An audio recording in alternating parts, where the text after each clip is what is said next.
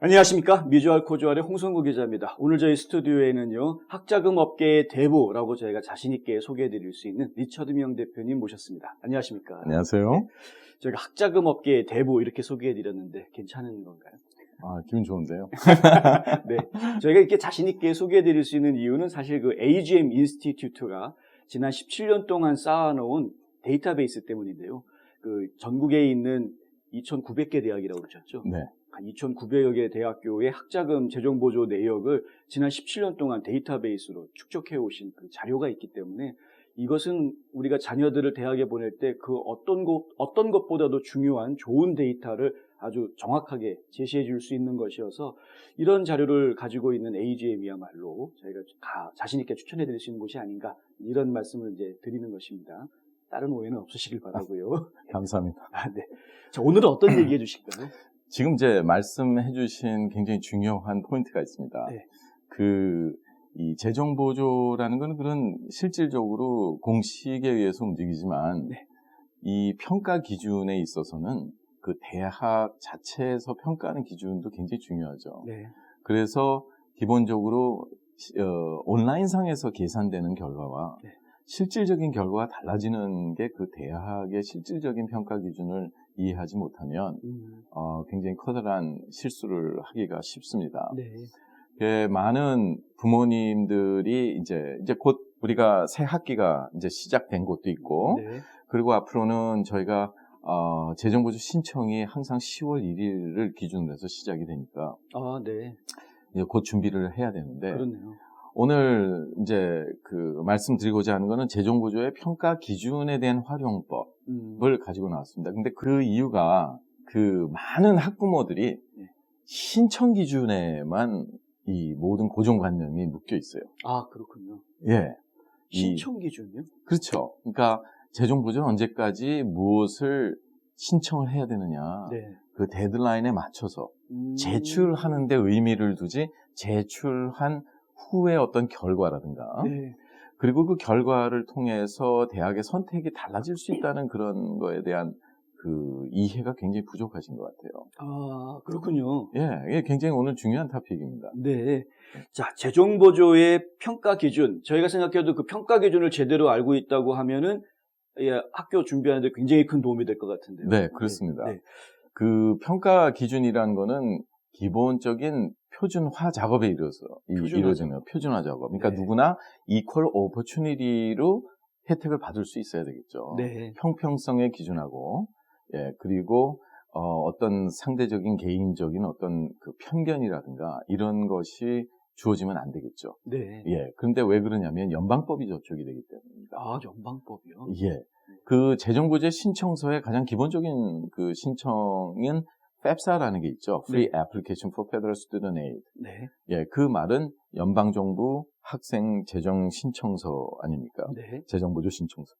근데 거기에는 이제 적용되는 기준은 GPA는 미니멈 2.0만 넘어가면 된다 그랬죠. 네. 자꾸 웃음이 나와요. 2.0 못 2.0이면 뭐 누구나 다 넘을 수 있는. 근데 그거 못하면 낙제예요, 어차피. 낙제. 그렇죠. 근데 못 맞는 게 더 힘들어요. 그렇죠. 예, 예. 그래서 네. 이퀄하게 돼서 그 연방 보조금과 주정부 보조금을 지불을 재정 상태에 대해서 줘야 되니까 그 기본적인 그런 요구하는 서류는 FAFSA를 우리가 들 수가 있는데 네. 학교마다 무상보조금이 굉장히 많은 대학들이 있죠. 사립대학이라든가 몇몇 주립대들은 네. 그 자체적인 기금이 조성이 많이 돼 있어서 네. 그렇게 주기에는 연방정부 신청 데이터에서 넘어오는 데이터가 적기 때문에 좀 더 자세한 신청 양식인 칼리지 보드를 통해서 칼리지 스칼러십 서비스 프로파일, CSS 프로파일을 요구하는 경우가 대부분입니다. 그러니까 그걸 요구한다는 건 그만큼 많은 검증을 하겠다는 거죠. 네. 예, 왜냐하면 수익과 자산 내역에 대한 정보에 대한 검증이 이루어지고 네. 그렇게 해서 재정보조가 학교 기준에 의해서 형평성에 의해서 준다는 것이 기본적인 건데 이제 문제가 발생하는 게 많은 분들이 그쪽에 무게를 두기보다는 네. 신청의 기준을 많이 두시는 분이 있어요. 아, 신청의 기준을 많이 둔다. 예, 주로 뭐 우리 애가 다 했어요. 네. 뭐 그 다음 스토리가 없습니다. 네. 굿럭 이거네요. 그러니까, 네. 그리고 나중에 이제 네. 사고 난 다음에 네. 어떻게 하면 돼요? 그때 방안을 찾으시는 분은 늦는 경우가 굉장히 많겠죠. 왜냐하면 그럼 대학에 어필이 들어가야 되죠. 실수를 메이크업을 해야 되고. 네. 그럼 그거는 위원회로 올라가는 거니까 거기에 대한 이제 확률 있는 또 도박을 해야 되는 거 아니겠습니까? 근데 인생 도박으로 끝나니까 네. 대학 선택이 바뀌게 되면 인생이 바뀌는 거 아니겠습니까? 그렇죠. 그렇죠. 그래서 이게 굉장히 중요한 우리가 진짜 그 대한민국 건국이념에 따른 홍익인간의 개념을 우리가 따진다면 네네. 정말 이 교육적인 문제에 있어서 진로를 마련해주는 그 제일 중요한 초석이 되는 게 바로 재정보조 아니겠습니까? 네네. 그래서 누구든지 하물며 사립대학을 주립대보다도 저렴하게 갈 수 있는데 그런 여러 가지 플랜을 사전에 한다면 아무리 수입이 높아도 뭐 사립대를 보내는 비용이나 주립대 보내는 비용이나 비슷하게 들게 할 수가 있다면 자녀들이 선택할 수 있는 대학의 폭이 넓어지는데 네. 그거를 기본적인 그 신청 기준에 포커스를 두다 보니까 많은 기회를 잃어버리는 거죠. 참 안타깝습니다. 네. 네. 지금 이제 재정보조의 평가 기준을 그럼 이해해야 된다. 이 이야기를 좀 오늘 해주실 건데. 예, 첫째는 이제 예. 재정보조가 어떻게 진행이 되는지에 대한 그 절차. 아, 네. 그러니까 신청은 누구나 할 수 있지만 네. 재정보조를 누구나 받는 건 아니지 않습니까? 네. 네, 그래서 그 재정보조의 계산되는 방식, 그러니까 그게 평가 방식이나 마찬가지인데 네. 그러려면 표준화된 공식을 이해를 해야 되고 네. 그 대학별로 어떤 공식을 쓰고 있는지 그리고 그 공식에 따라서 어느 정도의 대학이 지원해주는 재정보조 필요분에 대한 퍼센테이지를 알고 있어야죠. 아, 그걸 알 수가 있나요? 아, 그러면요. 아, 학교에서 공개를 하나요? 그런 것들을요? 예, 하지만 네. 이제 숨겨놓았죠. 아, 숨겨놓은. 그걸 어떻게 알아요? 그럼 학부모. 약간 catch me if you can. 아, 일단은 그 학교마다 그 평가 기준이 좀 다를 수가 있는 건가요? 제 질문. 그렇죠. 근데 이제 그 평가 기준이 발표가 돼도 이미 아웃데이트된 인포메이션이죠. 아, 이제 차는 떠난 다음에, 네. 그러니까 항상 그걸 피하기 위해서 그 디스클레이머를 달아놓죠. 네. 나중에 검증하는 과정에서, 이 퍼센테이지나 이렇게 바뀔 수도 있다. 네. 하는 거죠. 아, 그렇군요. 예, 그렇기 때문에 그 평가 기준이라는 거는 형평성의 논리가 적용될 수 있는 이 절대적인 기준이 아니라 네네. 평균적인 기준을 우리가 말합니다. 아, 평균적으로 기준. 예, 예를 들어서 우리가 뭐 조지타운이라 그러면 네. 뭐 연간 $80,000 이상이 들어가지만 조지타운에서 평가는 가정 분담금의 공식에 적용이 됐을 때 네. 그 가정에서 분담할 그 분담금을 뺀 나머지 차액을 재정보조 대상 금액인데 그렇죠. 그게 맥시멈 받을 수 있는 그 대상 금액이거든요. 거기에 네. 대해서 조지타운은 일단은 100% 지원해줘요. 오. 와, 그쵸? 네. 예, 근데 그 안에 무상보조금, 즉 그랜트나 스칼라십, 그리고 유상보조금, 워크스터디나 론으로 구성된 이런 네. 그 페이백 해야 되는 그런 부분들. 이것이 다 이렇게 퍼센테지로 평균으로 나옵니다. 네. 이제 조지타운 같은 경우에는 한 83% 에버리지를 무상보조금으로 지원을 해주니까, 네. 예를 들어서 어떤 가정이 굉장히 힘들어서 네. 가정 분담금이 5,000불이 나왔다 그랬을 때 네. 대학에 어떤 학비가 만약에 뭐 85,000이 들어간다 총 비용이 네. 그러면 $80,000가 대상 금액인데 그럼 $80,000 다 받을 수 있다는 거거든요. 오. 거기에 만약에 뭐 80%가 무상 보조라 그러면 네. $64,000가 안 갚아도 되는 무상 보조로 된 건데 야. 정말 굿세어를 금수나 무조건 장학금만 노리고 뭐 신청을 한다 그러면 학교에서 그렇게 받은 장학금을 빼고 줍니다 거기서. 아, 그게 또 그렇게 되나요? 예, 그렇죠. 미국 연방법에는 어느 누구든지 코스트 오브 어텐던스, 총 들어가는 비용 이상을 재정보조를 못 받게 돼 있어요. 그러니까 장학금이나 그랜트나 워크스터디라든가 론이라든가 이런 게 다 합해져서 그러니까 누가 지원을 해줬어요. 뭐 향후에서 뭐 이렇게 네. 그거 다 보고 하게 돼 있거든요. 네. 그러면 그만큼을 무상보조금에서 빼고 줍니다. 그 퍼센트 나온 데서. 아, 또 장학금 받는 게 좋은 건 줄 알았더니 꼭 그렇지만도 예, 그러니까 그거를 안 받아도 네. 합격이 돼 있을 때는 형평성에 의해서 다른 그랜트라든가 니드 베이스 재정 보조용 장학금을 매칭을 해준다든가 퍼센트를 주게 돼 있는데 그러니까 이게 평가 기준이 얼마나 중요한지 이제 아시겠죠? 아, 그렇군요. 예, 그래서 그 신청 기준을 따지는 게 아니라 네. 평가 기준에 의해서 사전 우리가 이제 준비를 해 나가야겠죠. 네. 그럼 저희 평가 기준을 알려면은 어떻게 해야 되나요? 그 평가 기준을 알려면 일단은 뭐 부단히 노력했죠. 에이, 그렇게 얘기하시면은 저희가 좀 답답하죠. 예. 예. 일단 평가 기준이라는 거는 네. 대학의 재정보조 사무실에 연락을 하셔서 그 총 비용을 내가 알고 있는데 우리 여기서 대강 우리 가정 분담금이 뭘 뺀 나머지에 대해서 몇 % 정도 지원을 해주고 있느냐 하면 그 정도는 대학에서 다 알려주죠. 네. 그러면 이제 그 중에서 무상보조가 차지하는 비율 같은 것도 학교에서는 에버리지는 있지만 묻는 사람이 없으니까 알려줄 이유가 없겠죠. 네. 예.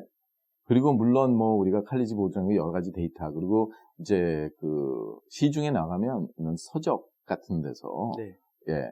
우리가 그런 업데이트된 데이터를 보지만 되게 1년 전 겁니다. 네네. 예. 그래서 그 데이터를 보면 퍼센테이지를 계산을 해볼 수가 있겠죠. 아. 그 안에서 이제 총 비용에서 네. 뭐 에버리지가 나오지만 근데 그게 왜 그렇게 정확하지가 않냐면 네. 상황이 매번 바뀌지 않습니까? 우리가 팬데믹을 통해서 교육 예산을 집행하는 게 학교에서 수익이 없어졌잖아요. 네. 기숙사에 들어가야지 학교 기숙사를 운영을 하면서 많은 재원을 마련 또 할 텐데. 근데 그런 기숙사에 들어가지 못하고 여러 가지 하다 보면 네. 학교에서 자기네들의 퍼센테이지는 유지해 나가려고 합니다. 그 대신에 동일한 수익과 자산을 가지고 가정 분담금을 올려버리죠. 네. 근데 그걸 일반 대중이 알 수가 없잖아요. 더더구나 같은 수익과 자산인데도 연방정부 웹사이트에 들어가서 계산을 할 수가 있습니다. 가정 분담금을. 예. 그래서 기본적으로 그 계산을 돌려보면 동일한 수익과 자산인데 예를 들어서 이제 11월 달, 1월 달, 3월 이렇게 갈수록 가정 분담이 점점 올라가요. 아. 굉장히 우리가 신경을 써야 되는 문제입니다. 네. 그거는 뭐냐면 연방정부의 기금이 점점 바닥이 나기 시작하면 조절할 수 있는 방법은 우리가 기금 떨어졌다고 하면 정치적으로 문제 많이 받을 거 아니에요. 그죠? 그러다 보니까 동일한 수익과 자산에도 가정 분담금을 올림으로써 그 기금이 지출이 나가지 않게 하는 방식. 네. 근데 하물며 연방정부가 그러니 학교는 어떨까요? 더 하겠죠. 더 하죠. 더 해죠. 예. 그리고 학교는 문제가 뭐냐면 네. 정원이 100명입니다. 근데 항상 보면 우리가 5월 초순까지 프리 레지스트레이션 하면서 어느 대학을 가야 될지 합격한 대학 중에 골라야 되지 않습니까? 네네. 그러면 이제 등록 안 해주는 비율들이 있단 말이에요. 그거를 예를 들어서 그 기준으로 해갖고 우리가 입학 정원이 100명인데 네. 300명을 합격을 시켜버렸어요. 그랬는데 갑자기 등록해주는 학생들이 늘어나갖고 정원을 초과하게 됐단 말입니다. 네. 그럼 어떻게 해야 돼요? 잘라내야죠. 그러면 큰일 나게 법적으로요. 예. 뭐 요령껏 알아서 잘 잘라내겠죠. 그때 이제 쌀을 덜 주면 됩니다. 우리가 재정보조 못 해준다. 예, 네. 그 형평성과는 관계없이 확 잘라버리고 네. 재정보조를 적게 해주는 경우가 있죠. 그래도 그 학교를 등록하겠다 그러면 나머지 비용은 부모가 되라. 그것도 재정보조니까. 하는 방식으로 나가기 때문에 그때 어떤 방식으로 어필을 해야 될지 이런 것들이 바로 재정보조를 형평성에 의한 평가 기준을 정확하게 이해함으로써 우리가 만전을 기해 나갈 수가 있겠습니다. 네.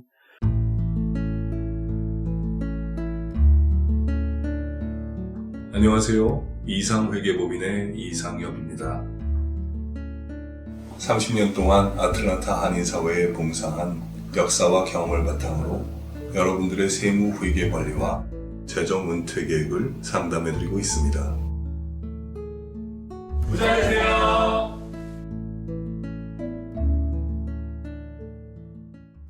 그 평가 기준을 저희가 미리 사전에 알 수 예, 물론 사전에 알 수 있죠. 어떻게 해야 돼요? 예, 그거는 첫째는 재정보조에 대한 공식부터 이해를 해야 됩니다. 네. 예, 우리가 지난 시간에 말씀드렸지만 이제 Federal Methodology, Institutional Methodology, Consensus Methodology가 있듯이 네. 그게 종류의 공식은 있지만 이 학교가 어느 공식을 쓰고 있는지는 일반인들이 좀 알기 힘들죠. 그렇죠. 그리고 또 하나는 그 평가 기준이라는 게 아까 이제 데이터베이스 말씀하셨지만 저희 같은 경우는 자체 평균이 나옵니다. 그렇군요. 예, 보면 그래서 뭐 버스턴 유니버시티라든가 뭐 버스턴 칼리지라든가 뭐 예를 들어서 여러 뭐 코넬이라든가 유펜이라든가 다 있지만 그 학생들의 그 가정 분담을 뺀 나머지 책에 대한 퍼센테이지가 보면 나오지 않습니까? 네. 근데 그 에버리지가 굉장히 중요합니다. 왜냐하면 에버리지란 말은 100명 중에서 50명은 정말 기가 막힐 정도로 수학 공식에 의해서 계산이 정확하게 돼요. 그 학교 에버리지.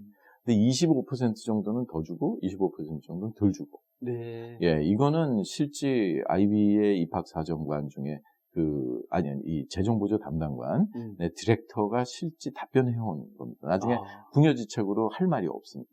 어필 과정에서. 예, 그래서 제가 어느 대학교라고 얘기하는 거는 조금 무리가 있는 것 같아서. 예, 알겠습니다. C자로 시작합니다. 아, 네네. 유명한 C자로 시작한 학교. 네.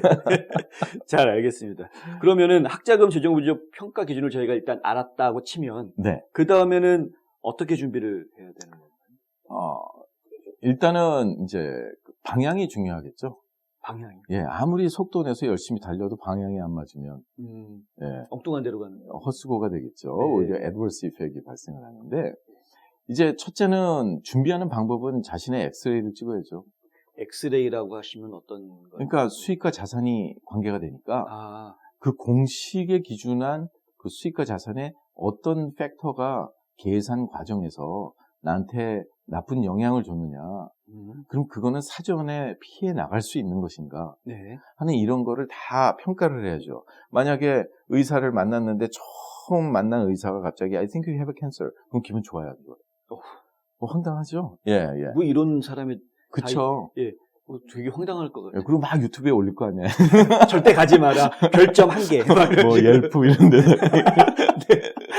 그런데 메디컬 룸에 가서 블러드 프로파일, 유린 애널리시스, EKG, 뭐 엑스레이 이런 걸 다 데이터를 놓고 여기에 뭐 LDL, low density, cholesterol 레벨이 뭐 예를 들어서 이 정도 보도 라인이니까 뭐 다이어트를 해라 아니면 이 약을 잠시 드시는 게 좋겠습니다든가 뭐 이 혈압이 조금 높으니까 이건 이렇게 이렇게 순수한 거는 정확하게 엑스레이를 찍어서 아는 거 아니에요. 그러면 더 믿음이 가죠. 그렇죠. 예. 이 정확하구나. 예, 어떤 사람 나중에 수술 끝나고 정상적으로 생활하는데 엑스레이 찍으니까 가위가 보였다며. 실제로 있었던 일이에요. 네. 그런 얘기 들었습니다만. 네, 진짜로.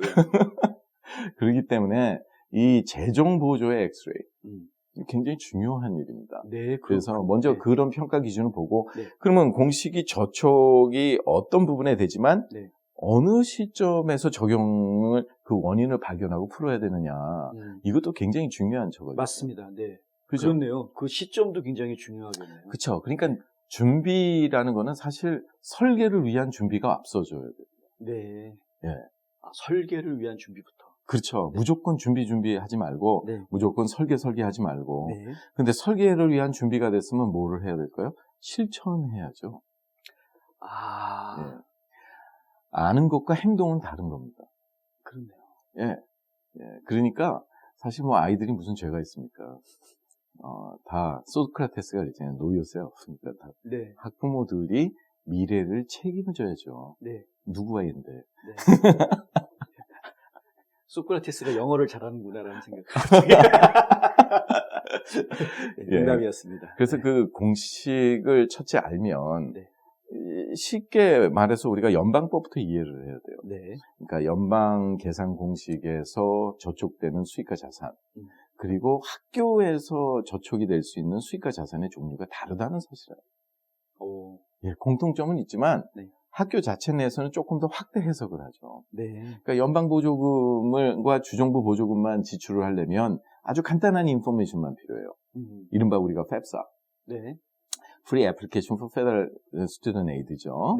근데 그러면 106개 문항밖에 안 돼요. 그것도 저는 좀 많아 보이던데요. 거기서 학교 코드 넣고 기수사 들어갈 거냐. 이거에서 10개 들어가면 20개 빼고 미스터냐 미스냐 뭐 last name이 뭐냐 first name이 뭐냐 middle name이 뭐냐 이게 다 한 문제씩이니까 그거 따지고 나면 사실 물을 게 없어요.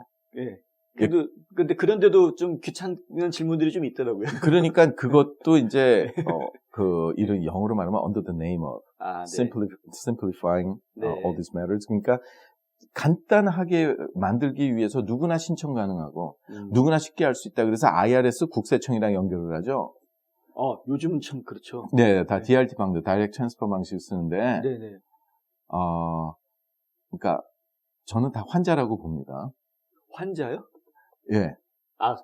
재정보조를 지금 예, 다 설계하고 계신 학부모님들? 10명 중에 8, 9명이 제대로 나온 거 못 봤으니까 3,000불 이상 잘못 나오는데도 좋아해요. 그냥. 모르니까. 예, 왜냐면 82,000에서 72,000 받았다 그러면 얼마나 좋아해요.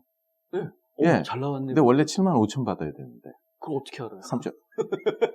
알 수 있으니까 말씀드려요. 아, 그래서 그래요? 평가 기준이 중요하단 말입니다. 그러니까 그러면 환자야 아니에요. 환자네요. 예. 네. 환자가 지나치면 환장을 하겠는데. 예. 예, 하여튼 뭐 재밌게 해야지 기억에 남으시겠죠. 네네. 예, 그렇기 때문에 그 실천이라는 거 굉장히 중요합니다. 실천은 실제 액션 플랜인데 재정보조에서 연방정부의 데이터를 불러온다는 거는 연방정부한테 내 모든 컨트롤을 맡긴 거죠. 근데 넘어오면 뭐가 넘어왔는지 데이터가 보이면 네. 내가 고칠 텐데 네. 잘못 넘어왔을 텐데 다 XXX 안 보이게 만들어놨어요. 그 학교 측에서는 다 보이게 가져가면서도 저한테는 안 보이게 나오는. 그러니까 그러니까 학부모도 처음에는 제출된 데이터가 완전히 안 보입니다. 그래서 보면 물론 당연히 소셜 번호 같은 건 4자리 빼놓고는 다 X 가지는 건 저도 동의하지만 네. 내가 수익과 자산이 imported from IRS 그래서 IRS 국세청에서 넘어왔다 그러지 얼마가 넘어왔는지 모르는 거예요. 그러니까 예를 들어서 조심해야 될 부분들이 있어요. 그러니까 오늘 좀 중요한 인포메이션 하나는 제가 매일 던지잖아요. 네네네. 그러니까 어떤 분이 IRA, 연금 같은 거에 밸런스 계산은 안 돼요. 그걸 넣는 게 독약이지. 안 넣는 것보다 차라리 더 나빠지죠. 그걸 컨트리뷰션 하면. 왜냐, 그 돈은 충분히 그만큼 할 돈이 있으면 쓸 수 있는 건데 세금 절약도 하고 은퇴연금 싸면서 그걸 못하는 사람하고 똑같이 받겠다니까 혜택을 다 몰수해가는 식으로 가정분담금이 훨씬 높아지죠. 네. 차라리 차라리 그걸 안 했을 때보다. 그런데 그게 넘어가면 기관에서 기관으로 넘어가니까 세금은 발생을 안 해요. 그걸 우리가 IRA 트랜스퍼라고 그래요. 한 예를 들자면. 네. 401k 같은 거는 IRA로 트레디셔널 넘기면서 401k 롤 오버라고 그러고. 네. 문제는 거기 있는 거예요. 그러면 1099R이 발행이 되는데. 네. 그러면 그게 뭡니까? 당신이 이렇게 은퇴 그거를 이렇게 넘겼는데 여기 taxable income은 없다. 그러면 그걸 깨갖고 뭘 하라고 못하죠. 네. 그거는 연금법에 위반이 되는 거고, 그래서 인슈런스법에 위반이 될 수도 있고, 여러 가지 그 조건에 따라서 그건 주정부 법인데 다들, 예를 들어서. 그런데 그렇게 IRS DRT를 넘어가게 되면 가정 분담금이 어마어마하게 올라가요. 어떤 분이 12,000이었었는데, 끼케야 한 8만, 9만 하나 그렇게 넘겼는데, 그런 방식으로 해갖고 32,000달러로 올라가거든요. 와. 그러니까 그게 이렇게 스트레스에 걸린 거예요. 네. 그냥 있을 때는 몰랐는데, 그러니까 그런 분들은 매뉴얼리 인풋을 해줘야 된다는 거, 이거 오늘 무지무지하게 중요한 겁니다. 네. 근데 주위에 자칭 전문가라는 분들이 네. 아주 쉬워요. 그리고 모아놓고서는 한꺼번에 예를 들어서 논산훈련소에서 하듯이 네. 같은 IP에서 접속시켜갖고 몇백 불씩 받으면서 이런 큰 위험한 일들을 하고 있어요. 같은 IP에서 여러 명이 접속하면 어떻게 돼요? 그죠? 예, 불법이죠. 예. 네. 네. 그러니까 실질적으로 어떻게 해서 합법적인 방법으로 조정을 해야 되는지 이런 거 되게 중요합니다. 요즘에 특히 주의해야 될 게 제가 이렇게 편견이 있어서가 아니라 방지하고자 하는 겁니다. 위험 요소를. 네네. 요즘에는 이제 아이들을 교육시키는 상아탑 역할을 하는 학원들이 많지 않습니까? 네. 그분들이 열심히 미션을 가지고 하는 건 좋은데 장사를 하려니까 딴 데서는 이렇게 해주는데 왜 여기는 안 하냐 그래갖고 학자금에 함부로 손을 대요. 요즘 그런 학원들 많이 있죠. 이미 우리 홍 기자님도 들으셔서 많지만 네. 학자금 이게 신청하는 것도 학부모님들 입장에서는 좀 영어 어려우신 분들 같은 경우는 도움을 좀 받아야 되는데 잘 모르시니까 네. 학자금 전문가가 있다라는 사실조차도 모르시는 분들도 많으세요, 사실은. 특히 LA 네. 지역, 조지아 한인들이 많은 네. 시카고 이런 지역에서 아주 비일비재하게 발생을 하는데 이제 문제는 뭐냐면 재정을 얘기를 하려면 재정을 다루는 라이센스가 없이는 얘기도 꺼내서는 안 돼요. 불법인 거예요. 아, 그렇네요. 예, 최소한 뭐 401k 얘기를 하나 하려고 그래도 네. 최소한 뭐 라이프 시리즈 6, 63라도 미니멈으로 갖고 있지 않으면 얘기하는 자체가 불법이고 그것도 어느 주냐에 따라서 거기에 기본적인 리시프로컬 라이센스가 등록이 안 돼 있으면 그것도 불법인 거거든요. 네. 근데 그런 설사가 라이센스를 갖고 있다 그래서 전문가는 아니잖아요. 얼마나 요즘에 라이센스도 킬이 많어. 아니 의사분들도 그렇죠. 전문의도 있고 일반도 있고 또 하나는 뭐 돌자 들어가는 의사도 있잖아요. 근데 그분이 자기를 주사 놨는데 안 껴나는 경우도 있어요. 실제로 있는 일이에요. 실제 있는 일입니다. 이거 저희가 웃긴 하는데 네. 심각한 일입니다, 사실. 아니 왜 자기가 처방을 자기 듣는데 왜 안 껴나? 네. 네? 그렇죠. 의사도 다 개인적으로 능력 차이가 있듯이 그러니까 기본적으로 네. 제출의 의미를 두는 게 그래서 아까 제가 지적한 사항 중에 신청 기준의 의미를 두시는 분들은 대부분 좋은 결과를 얻을 수가 없습니다. 그래서 평가 기준을 해야 되는데 그럼 평가 기준을 안다는 자체는 설계 기준을 안다는 거 아니겠습니까? 네. 그렇죠? 네. 예. 그럼 설계 기준을 알기 때문에 어떻게 준비를 해야 되는데 이게 시간적인 요소가 같이 컨비네이션이 돼 있기 때문에 그런 점이 굉장히 중요한 겁니다. 네. 그럼 결론적으로 이 재정보조의 평가 기준에 대해서 그럼 우리가 어떻게 준비를 해야 되는지. 네. 일단 수입이 그러니까 적용이 되는 네. 수입이 적용이 되는 시점이 네. 자녀가 대학을 등록하고자 하는 그 가을 학기, 네. 가을 학기를 기준으로 봅니다. 네네. 예, 그 연도보다 2년 전에 수입을 보니까 수입에 대한 사전 설계를 하려면 네. 2년 전보다 더 빨라야 되겠죠. 그렇네요. 그거보다 더 일찍 준비를 해야 돼요. 예, 그리고 또 자산의 기준은 네. 특히 FAPSA를 기준으로 합니다. 네. 프로세스 되는 날짜를 기준으로 해서 네. 그 당시에 있었던 자산을 우리가 보는데 이제 문제가 커졌어요. 우리 이민자들이. 네. 왜냐하면 영주권을 갑자기 받았어요, 금년에. 네. 근데 한국에 금융자산이 있는 거예요. 아직 다 옮겨오지 않았어요. 원래 영주권을 받았으면 네. 나는 영주를 할 목적으로 미국에 이민을 옮겨야 되겠죠. 그렇죠. 네. 근데 그 미련을 못 버려요. 네. 또 한국에서 안 좋은 메모리가 있어도 꼭 미워도 다시 한번. 그리고 또 양쪽을 왔다 갔다 하면서 얻을 수 있는 이익도 챙기는 분들 있잖아요. 그렇죠. 헬스. 네. 건강보험 관계, 예를 들어서. 그러나, 그렇게 하려니까 한국에 1,000만 원 이상 하루라도 있었으면, 무조건 팩타 보고를 해줘야 되지 않습니까? 세금에서. 그래요? 아니면, 돈이 없어서 잘 몰라요. 아니면, 국세청과 문제가 생기죠, IRS랑. 그렇군요. 그래서 그거가 나중에 걸리면, 네. 거의 뭐 몰수 수준이죠. 네. 그러니까 있었다가 뺐어요, 내가.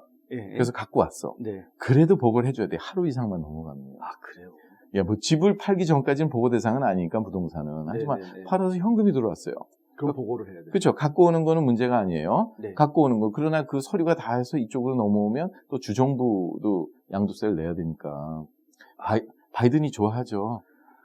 한국에서 부동산 팔았는데 가지고 오면은 양도소득세 여기서 내야 돼요. 그렇죠. 주정부세는 내야 돼요. 예, 주정부세는. 한국에서도 세금 낼 거 아니에요. 그렇죠. 예, 그러니까 이제 다들 뭐 네바다라든가 이런 데로 아예 이사를 가시는 분들도 있죠. 뭐 그런 게 저촉이 안 되는. 주세가 없는 곳으로. 예, 그렇죠. 예. 그러나 그러려면 거기에 또 거주민의 조건을 마련을 해야 되니까 거기는 또 교육적인 면에서 굉장히 불리하죠. 네. 예, 워낙 관광산업은 많이 발전이 돼 있지만 네. 자녀들의 미래가 굉장히 힘들어지죠. 그렇군요. 예. 그러니까 네. 우리가 아는 것이 지금 굉장히 중요한 얘기들을 우리가 지적을 했어요. 네. 첫째는 사전 준비라는 거는 엑스레이를 찍어서 그 시점을 봐갖고 어떻게 설계를 하느냐. 그런데 무면허는 조심해야 된다는 말이죠. 네네. 예. 그러니까 서로 담당하고 있는 그 전문 분야에서 전문적이면 되는 건데. 네. 예, 종합백화점을 하려다 보니까. 네. 종합백화점 아주 와닿는 표현인 것 같아요. 진짜 막 이것저것 다, 특히 우리 그 한인타운에서는 그런 일이 너무나 많잖아요. 예, 그러니까 원스톱 쇼핑 말이 되는 거죠. 그렇죠. 그러니까, 네. 예, 저희 같은 경우는 되게 그냥 무조건 전문적인 걸 얘기하지만 네. 어떤 데는 이제 우리는 그 교육 SAT 성적도 올려주고 어허. 뭐 진학도 다 컨설팅 한다는데 보니까 원장은 미국에서 대학을 다닌 적도 없는 거예요. 그리고 얘 SAT 점수가 뭐 이러니 저러는데 보니까 SAT 자기는 한 번도 친 적도 본 적도 없는 거예요. 없는 예. 사람. 네, 네. 한번 그것이 알고 싶다. 한번 SAT 쳐보면 몇 점 나오는가. 아니 학자금 어필을 하는데 영어를 버벅거리면 됩니까? 안 되죠. 예, 그게 근데 굉장히 중요합니다. 그 전문성이요. 네. 아무리 내가 이민자니까 당연히 영어가 이렇지 않느냐 하지만 음. 한번 깎으로 놓고 보세요. 네. 대한민국에 우리가 스카이 대학, 네, 네. 예, SK까진 갔는데 Y가 하나 빠졌네요 여기서. 네. 예, 거기에 입학사정관이나 이 재정보조 담당관이 있는데 네. 저 동남아에서 온 어떤 부부가 와서 자기가 부당한 처사를 받았다 그러고 한국말로 버벅거리면서 말도 뭐 그렇잖아, 그렇지 않대 하는까요?요? 뭐 이렇게 하면 그거를 진짜 조정을 해주려고 귀담아 듣겠어요? 아니면 nope 네. 하고 딱 자르겠습니까? 그죠? 그렇죠. 그렇기 때문에 그런 조정하는 것도 어필에 대한 전략적인 어필이 필요해요. 이 시간이 얼마나 남았느냐에 따라서 한꺼번에 많이 오픈을 할 필요는 없겠죠? 네. 그런 거를 나눠야 돼요. 왜냐면 아예 거절레를 준비하고 있어요. 똑같아요. 몇 명이 첫 그 어필레를 써서 대답이 나오면 네. 기가 막히게 써놨어요. 네. 야, 정말 참 점잖게 썼다. 네. 그랬는데 그 학생들마다 이런 걸 이렇게 붙여갖고 햇빛에다 비춰보면 똑같아요. 토시 하나 안 틀리고 이름하고 주소 날짜하고 아, 하긴 뭐 그 사람들도 이제 쉽게 일해야 되겠죠. 근데 그렇군요. 이게 결국에는 이 전문가라고 해서 다 똑같은 전문가가 아니고 분야별로 전문가들이 따로 있는 거니까 종합 선물 세트 자꾸 좋아하지 마시고요. 예. 뭐 입시 가르쳐주는 선생님이니까 이분이 이런 것도 알지 않겠느냐 이렇게 생각하셨다가는 큰 코 다치실 수 있다는 거 다시 한번. 그리고 네. 형평성의 기준에서 모든 거는 verifiable 해야 돼요. 입증 가능해야 된다는 겁니다. verifiable 해야지 누가 좋다더라 저도 그거는 저도 포함이 됩니다. 네. 제가 얘기를 할 때 이렇습니다 하지만 사람마다 조건이 틀린데 그걸 제가 입증을 안 했을 때는 제 퍼스널 오피니언이기 때문에 네. 그걸 가지고 어떤 편견을 가지거나 결정을 하시면 안 돼요. 그러니까 그만큼 모든 것은 입증 가능하게 평가가 돼야 된다는 말이죠. 네. 예, 그래서 이 방송의 가장 기본적인 목적은 네. 이런 준비와 시점이나 이런 대응 방안들이 있지만 이거에 대한 경각심을 우리가 일으켜서 네. 더 조심하시고 네. 더 좋은 자녀들의 미래를 위해서 우리가 계몽하자는 데 의미가 있는 거지 여기서 요거는 요렇게 하니까 요만큼 공식을 요렇게 바꾸시고 요렇게 하고 하는 그런 요소가 되는 게 그렇죠. 저희가 무슨 테크니컬한 기술을 가르쳐드리는 프로가 아니고요. 네. 원칙적인 부분들을 설명을 드리는 거고 사실은 학자금도 이런 전문가가 있다는 걸 모르시는 분들이 너무나 많으시니까 이런 부분에 전문가가 있다는 것을 알려드리는 거고요. 또 우리가 생각하지 못했던 부분들 이런 것을 좀 생각을 해야 된다. 적어도 2년 이전부터 준비해야 된다. 이런 이야기들을 제가 기본적인 정보들을 좀 드리는 것뿐이고요. 구체적인 내용은 사실은 상담을 그렇죠. 그러니까 전체적으로 보면 아이가 대학을 온전히 들어가서 마치기 위해서는 준비가 우리가 진학 준비, 학자금 준비해야죠. 네. 예, 그렇다 그러면 진학 준비에 있어서는 성적을 올려야 되는 포지션이 있고, 그렇죠. 예, 그건 튜러링이 반드시 필요합니다. 사실 네. 혼자 스스로 천상천하 유아독존 할 수 없는 한계가 있습니다. 한계가 있죠. 네. 그래서 도움을 받는 거는 절실하게 중요한데 그 다음에 이제 어드미션은 또 다른 거예요. 네. 전혀 다릅니다. 입학사정. 근데 그 안에 애플리케이션과 또 에세이가 있지 않습니까? 그렇죠. 그거를 다룬 방법이 또 달라요. 예를 들어서.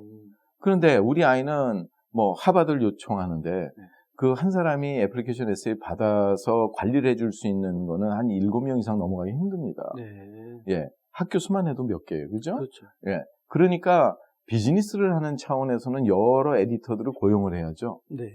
예. 그런데 중간에 뭐 커뮤니티 칼리지 나온 학생이 하버드 봐줄 수 있는 못 봐준다는 건 아닙니다. 뭐 폄하하는 건 아니지만 중요한 거는 주위에 있는 주립대 다니는 학생이 아이비를 봐준다면 경험을 못 했잖아요. 그렇죠. 그 학교의 학풍이라든가 여러 가지 이런 걸 모르는 상태에서 전문성이 입증이 안 된 상태에서 그리고 한꺼번에 일이 많이 몰리게 되면 스타일이 다 같아지죠. 그죠? 네, 그런 문제들이 많이 있다는 겁니다. 그래서 그런 걸 좀 우리가 유의해 나가고 분별력을 갖는 거는 굉장히 중요한 문제가 아닌가 하는 입장에서 오늘 그 평가 기준이라는 단어를 쓴 겁니다. 네, 잘 알겠습니다. 학비 때문에 원하는 대학을 포기하신다고요? 장학금이나 학자금 재정 보조를 자녀에게 모두 맡기셨다고요? 아니요. 그러시면 안 되죠. 명쾌하고 유익한 정보를 드리는 리차드 명 AGM 대표가 속 시원하게 도와드립니다. AGM은 미국 2,900여 개 대학의 재정 보조 관련 데이터베이스를 기초한 실시간 분석 시스템과 자체 개발한 고객 관리 시스템을 활용하여 대학 학자금 부담을 덜어드립니다. 지금 전화하셔서 상담 받으세요. 877-212-0011 877-212-0011 재정보조의 평가 기준, 그만큼 중요하다는 것 아시겠죠? 이제 그것을 우리가 알아야 사실은 정확하게 사전 설계부터 해서 준비를 할 수 있다라는 것이고요. 근데 그것을 어떻게 할 수 있느냐? 뭐 저는 이렇게 말씀드리고 싶습니다. AGM 인스티튜트에 연락해 보시면 아실 수 있다. 예, 일단은 오피니언으로 받겠습니다. 네, 예, 뭐 검증 가능한지는 잘 모르겠습니다만은 지난 17년간의 데이터베이스가 있는 곳이기 때문에 정확하게 좀 가이드를 받으실 수 있는 곳이라고 저희는 감히 추천드릴 수 있겠고요. 감사합니다. 네, 자 마지막으로 뭐 우리 학부모님들에게 해주시고 싶으신 말씀이 있다면? 하는 방식으로 진행하면 안 되겠죠. 네, 그렇죠. 예. 네. 그래서 나중에 후회하지 말자. 나중에 후회하지 말자. 야, 진짜. 네. 그래서 제가 좀 명언을 몇 개 좀 뽑아봤습니다. 예. 제가 한번 봤는데 참 재밌는 말이 많아요. 한번 뽑아오신 거요? 네. 예. 몇 가지가 있죠. 낭비한 시간에 대한 후회는 더 큰 시간의 낭비다. 이거 메이슨 큐리가 그 명언을 남겼죠. 명언이라는 거는 진짜 언제든지 마음속에 잔잔한 그 여파를 주게 돼 있습니다. 네. 낭비한 시간에 대한 후회는 더 큰 시간의 낭비죠. 그러니까 후회할 일을 벌이지 말라는 겁니다. 네. 실패한 일을 후회하는 것보다 해보지도 못하고 후회하는 것이 훨씬 바보스럽다. 그렇죠. 예. 우리가 탈무드에 있는 말입니다, 이거는. 예. 저 정주영 회장이 했던 말이잖아요. 임자 해봤어? 예, 아인슈타인이. 네. 예, 그리고 다이슨이 얼마나 실패를 많이 했습니까? 거의 1000번 실패했죠. 그리고 이 에디슨이 전구를 만들 때 999번 실패하니까 옆에서 왜 헛쓰고 하느냐. 그러니까 이제 나는 이렇게 하면 안 된다는 걸 알았을 뿐이다. 네. 그렇죠. 이렇게 하면 안 된다라는 999가지를 알았다.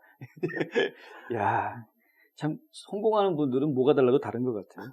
인생에서 후회스러운 행동은 기회가 있을 때 저지르지 않은 행동이다.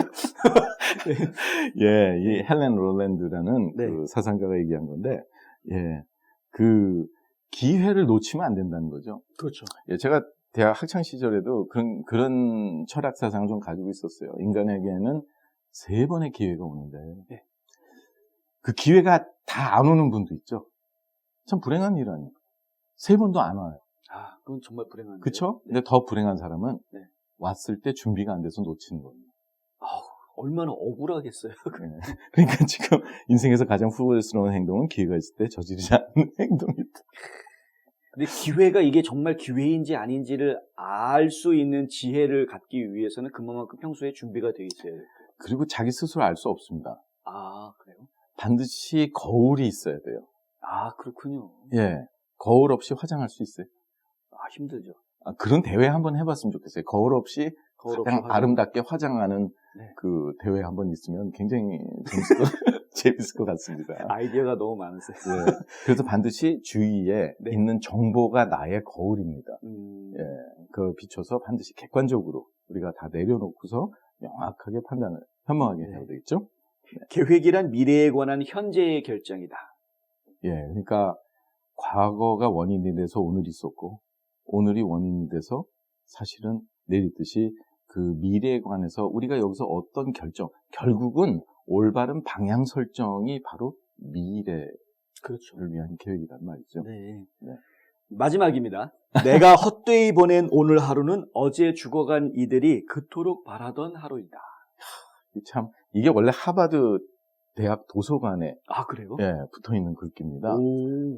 근데 이게 소포클레스라는 그 철학가가 얘기한 얘기입니다. 근데 참 멋있는 얘기예요. 정말 우리가 살 때는 아침에 생명과 호흡을 우리가 허락하신 하나님 보고 참 아무렇지 않게 일어나지만 정말 맨 마지막에 그 5분, 10분이 얼마나 아쉽고 아깝겠습니까? 그렇죠. 그래서 늘 그러니까 감사하는 마음을 살고 네. 참 항상 여기서 말하듯이 우리가 기회는 두 번 오는 게 아닙니다. 같은 기회를 하기 네. 때문에 자녀 미래를 위해서 여러분 모두 또 이 방송을 시청하시는 모두께서 다 승리하시고 복된 정말 준비가 되시기를 간절히 바라겠습니다. 네. 예배 시간인 것 같아요. 아, 예, 감사합니다. 오늘도 그러면은 좋은 이야기, 더군다나 이렇게 아주 훌륭한 명언까지 준비해 와주셔서 좋은 얘기 해주신 리차드 명 대표님 정말 감사합니다. 감사합니다.